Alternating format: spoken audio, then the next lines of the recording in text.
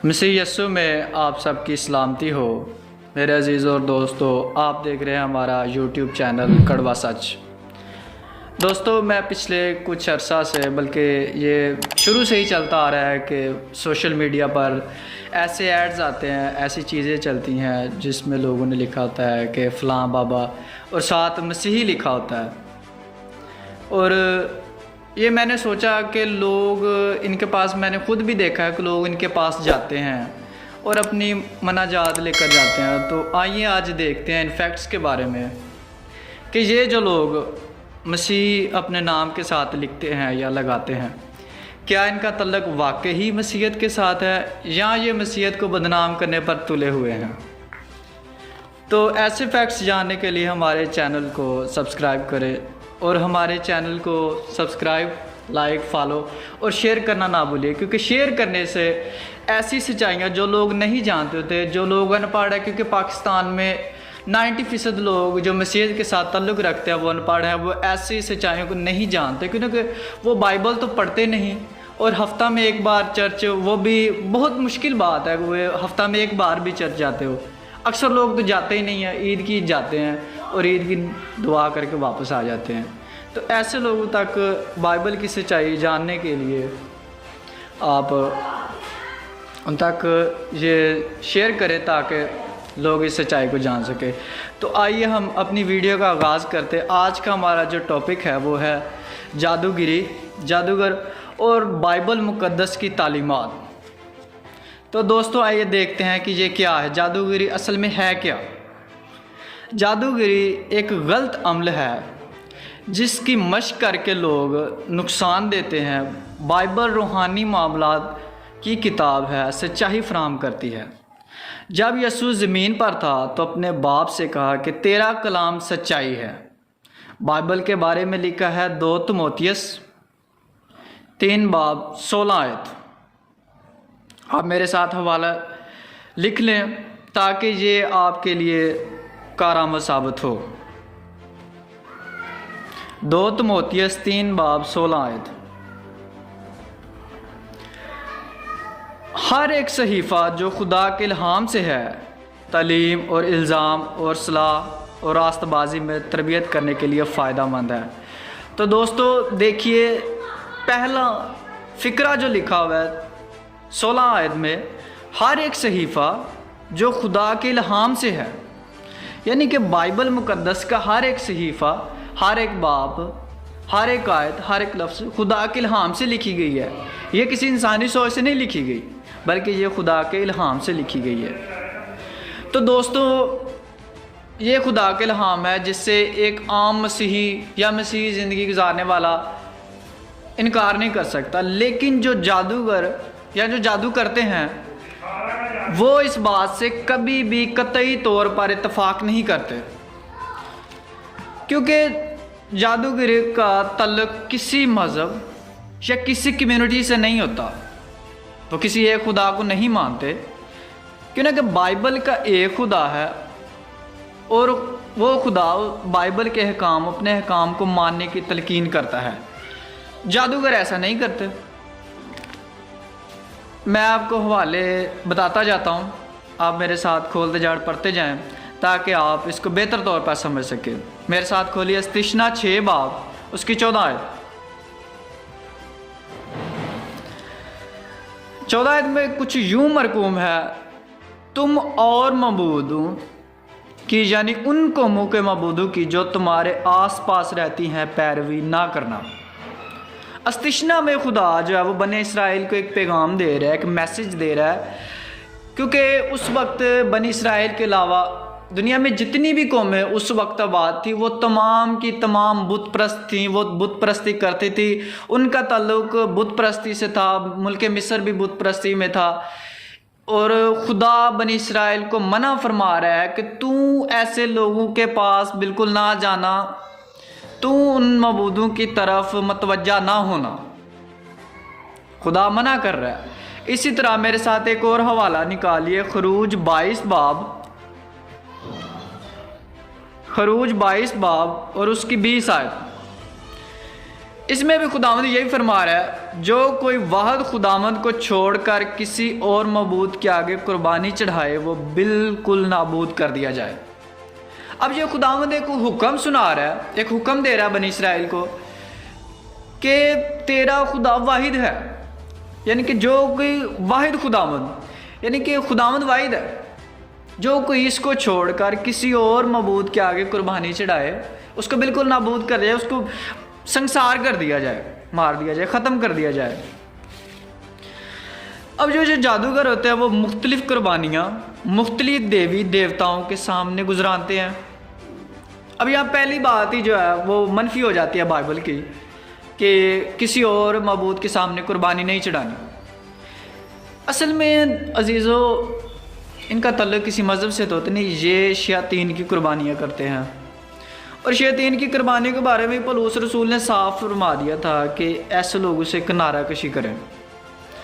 Bible ये भी दर्स देती है कि खुदावंद के सिवा किसी और की इबादत ना की जाए। हवाला देखिए मत्ती 4 बाब और उसकी 10 आयत।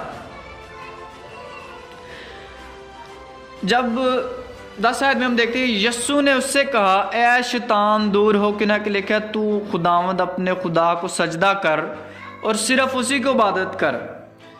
अब इसको थोड़ा सा पीछे ले जाएगा 4 बाब को, तो शैतान जब वो कहता है कि अगर तू मुझे गिर कर सजदा करे तो मैं ये दुनिया की तमाम सल्तनत तुझे दे दूंगा, तो यस्सु उसको एक रेफरेंस देता है, कलाम ही की आयत को यस्सु यहाँ कोट कर रहे हैं कि यीशु ने उसे कहा कि शैतान दूर हो, यानी कि सिर्फ अपने खुदावंद को सजदा किए और उसी की इबादत की जाए। बाइबल में ऐसे बेशुमार वाक़यात मिलते हैं जो जादूगिरी करने वालों का जिक्र बयान करते हैं।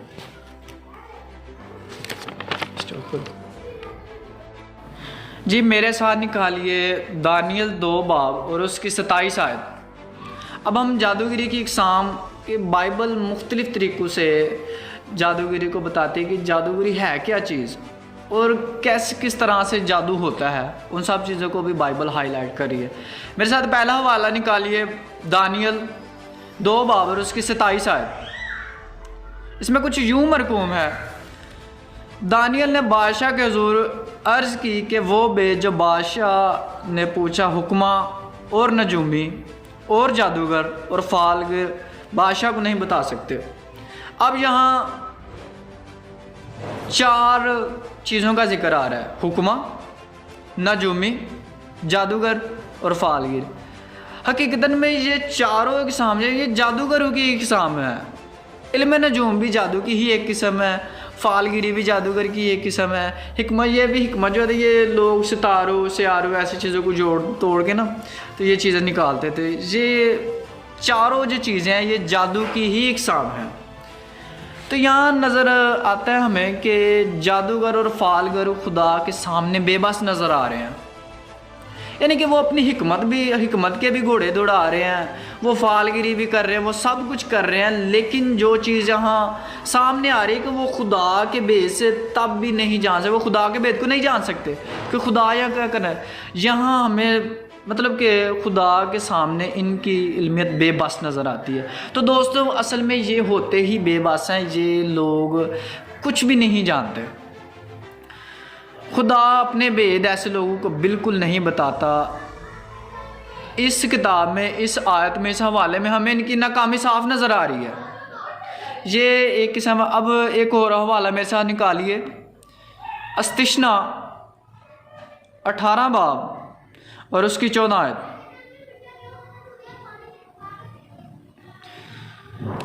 इसमें कुछ यूँ मरकूम है, क्यों ना कि वो कौमें जिनका तू वारिस होगा शगुन निकालने वालों और फालगिरों की सुनती हैं, पर तुझको खुदावंद तेरे खुदा ने ऐसा करने ना दिया। गौर कीजिए लफ्ज़ों पर तुझको खुदावंद तेरे खुदा ने ऐसा करने ना दिया, यानी कि साफ नजर आया कि खुदावंद मना फरमा रहा है कि फालगिरी शगुन इन सब चीज़ों से दूर रहो, क्योंकि इनका ताल्लुक बाइबल से भी नहीं है। बाइबल का खुदा भी ऐसी चीज़ों की इजाज़त नहीं देता।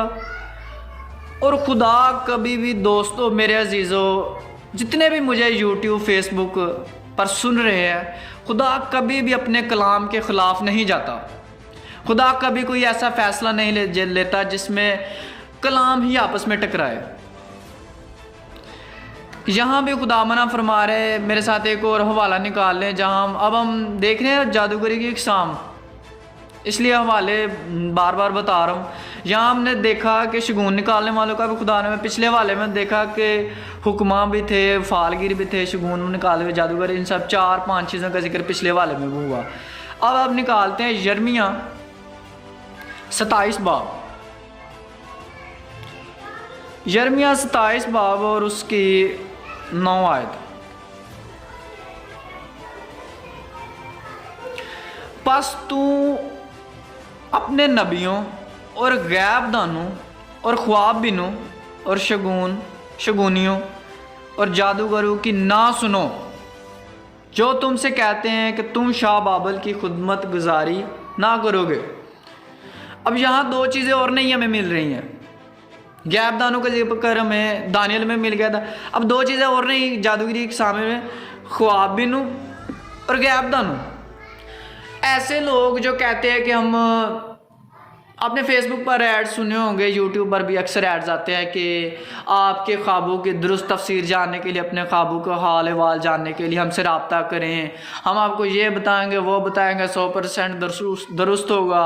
और गैब दान वो होता है जो आने वाली चीज़ों के बारे में पहले बता दे। तो यहाँ 2 चीज़ें और हैं, ख्वाब बिनी और शगुनी, ये चीज़ें नहीं आ रही हैं फिर हमारे लिए। खुदा कह रहा है कि इनकी भी ना सुनो, मतलब ये भी जादूगिरी की ही एक इकसाम है, ये जादूगिरी की मुख्तलिफ इकसाम है। खुदा कह रहे हैं कि बिल्कुल ना सुनो, क्योंकि खुदावन हमारा खुदा हर चीज़ पर कादिर है। अब एक और हवाला निकालते हैं, मेरे साथ निकालिए 1 शमूएल 28 बाब 3 आयत। 1 शमूएल 28 बाब 3 आयत में कुछ यूं मरकूम है, और शमूएल मर चुका था और सब इसराइल ने इस पर नोहा करके उस शहर रामा में से दफन किया, और साउल ने जनात की आशनाओं और अफसून घरों को मुल्क से खारिज कर दिया था। अब एक चीज़ आपको नज़र आ रही है कि साउल जो था वो इसराइल का बादशाह था। अव्वल उसने शमूएल नबी के हुक्म के मुताबिक, जो खुदा ने शमूएल नबी को कहा कि मेरे मुल्क में जहाँ मेरे लोग रहते हैं, इन लोगों का रहने की इजाज़त बिल्कुल नहीं है, मुल्क से खारिज कर देता है। लेकिन जब शमूएल नबी मर जाता है तो साउल के साथ खुदा हम कलाम नहीं हो रहा। साउल यहाँ एक सलाह लेता है, एक जादूगरनी से सलाह लेता है। अगर आप देखना चाहते तो इसी बाब को थोड़ा आगे पढ़ लें तो आपको यही चीज़ें मिल जाएंगी। साउल यहाँ एक जादूगरनी से सलाह लेता है, क्योंकि उस वक्त शमूएल नबी मर चुका था। पहले साउल ने जादूगरों को मुल्क से खारिज किया, और फिर जब खुदा ने उसे सवालों का जवाब ना दिया तो फिर वो उन सवालों का जवाब जानने के लिए एक जादूगरनी के पास जाता है। एक जादूगरनी के पास जाता है। साउल यहाँ खुदा के हुक्म को तोड़ रहा है और खुदा के कलाम के मुखालिफ जाता है, क्योंकि खुदावंद ने तो उसे मना किया कि तू किसी जादूगर के पास ना, खुदावंद ने ही उन्हें खारिज करवाया था मुल्क से, और यहाँ हुक्म तोड़ता है। और हुक्म तोड़ना मेरे दोस्तों अजीज़ों आप जानते हैं बुत परस्ती है। आप मेरे साथ एक हवाला निकाले 1 शमूएल 15 बाब और उसकी 22 आयत। और शमूएल ने कहा, क्या खुदावंद सोख्तनी कुर्बानी ज़बूह से इतना ही खुश होता है जितना इस बात से कि खुदावंद का हुक्म माना जाए। दोस्तों यहाँ हम देख रहे हैं कि खुदावंद जो है वो इतना कुर्बानियों से भी नहीं खुश होता जितना वो इस बात से खुश होता है कि लोग उसका हुक्म माने। और साउल यहाँ हुक्म तोड़ रहा है, और हुक्म तोड़ने से खुदावंद नाखुश होता है। इस याद को पढ़ते हैं, देख फर्मा बरदारी कुर्बानी से बात माना और मेंढों की चर्बी से बेहतर है। तो दोस्तों आप देख सकते हैं यहाँ कि खुदा जो वो फर्मा बरदारी को कुर्बानियों से भी ज़्यादा पसंद करता है। और साउल क्या करता है?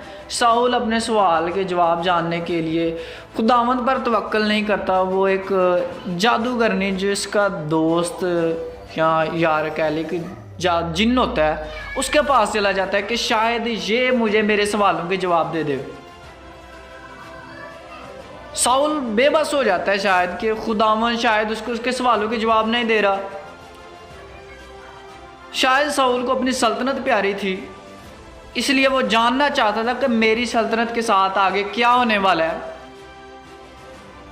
साउल ऑलरेडी पहले ही खुदावंद के काफ़ी अहकाम को तोड़ चुका होता है, लेकिन नबी उसको वक्त व फ़क्तन तनबिया भी करता रहता है। यहाँ फिर साउल एक हुक्म को तोड़ रहा है और यहाँ वो खुदा के कलाम के ख़िलाफ़ चला जाता है। और हुक्म तोड़ना दोस्तों बुत परस्ती है। अच्छा, मेरे साथ एक और हवाला निकालिए, खरूज 20 बाब और 18 आयत। खरूज 20 बाब और 18 आयत में कुछ यूं मरकूम है,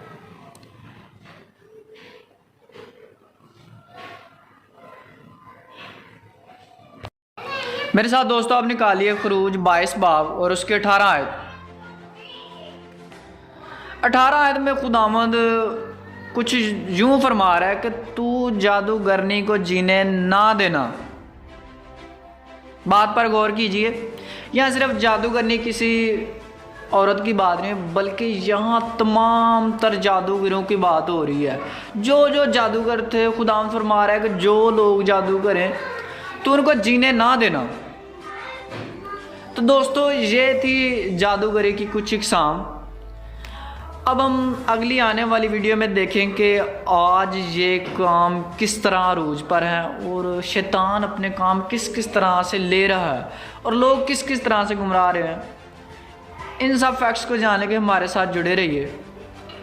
खुदावंद आप सबको बरकत दे। God bless you all.